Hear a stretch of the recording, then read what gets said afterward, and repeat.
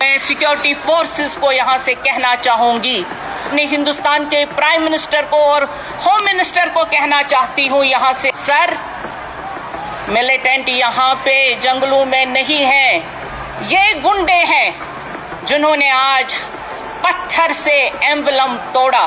जो हमारा elected chief minister है, क्या वो एम्बलम साथ नहीं रखता है? कल से जो दरगाह शरीफ में जाएगा, पैसे जेब से घर में रख के जाएगा। आज के बाद जिसने अभी ट्वीट किया है, क्या ये उनकी ही चाल है? जिस पे ये रोटियां सेक रहे थे वो तो हमने बंद कर दी, और इन्होंने पहले भी गुंडागर्दी यहाँ कश्मीर में रखी थी, और इनकी गुंडागर्दी 35 साल चली।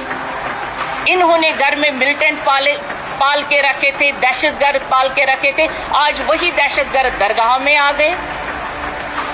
मैं अपने डीजी साहब, एलजी साहब और होम मिनिस्टर साहब को ये कहना चाहूँगी कि इनमें से एक बंदे को भी बख्शा ना जाए। मैं आपको ये कहना चाहता हूँ कि जो वक्फ बोर्ड है ये अपने आप में संविधान की व्यवस्था के विपरीत है। जो 1954 में वक्फ बोर्ड का कानून बनाया गया, ये एंटी कॉन्स्टिट्यूशनल है। देश की 10 करोड़ जनता ने वक्फ बोर्ड एक्ट रिपील करने की रिक्वेस्ट की, लेकिन उसे रिपील नहीं किया गया। केवल 44 संशोधनों के हिसाब से सोची समझी रणनीति के तहत उसे पास कर दिया गया, लेकिन इस देश में सभी जाति, धर्म, संप्रदाय के लोग बराबर हैं। संवैधानिक के इस अधिकार को इन दुष्ट राजनेताओं के द्वारा दिन प्रतिदिन रौंदा जा रहा है। मैं माननीय नरेंद्र मोदी और अमित शाह जी से कहना चाहूँगा कि अभी भी कुछ नहीं बिगड़ा है, वक्फ बोर्ड एक्ट को रिपील किया जाए। मैं ये भी कहना चाहता हूँ, ऐसे प्रकरणों में तत्काल संज्ञान लेते हुए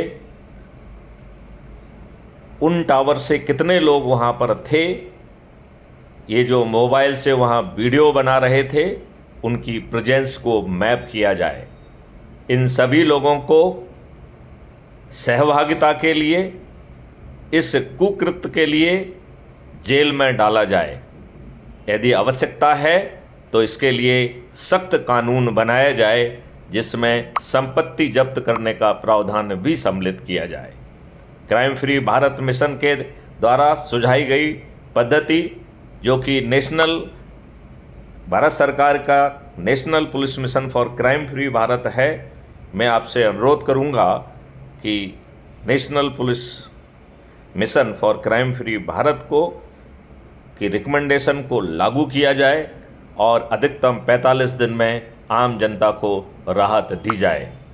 मैं नरेंद्र मोदी व अमित शाह से प्रार्थना करता हूं कि वो अच्छे भारत का संकल्प जन जन तक पहुंचाएं, जिससे आम आदमी को अपराध मुक्त, भ्रष्टाचार मुक्त भारत मिले, कर्ज और टैक्स मुक्त भारत मिले, बदली हुई प्रशासनिक व्यवस्था मिले, बदली हुई पुलिस व न्यायिक व्यवस्था मिले, और बदला हुआ जैविक संसार मिले। ऐसा करने से देश का कल्याण होगा। जय हिंद, जय भारत, वंदे मातरम, जय गुरुदेव।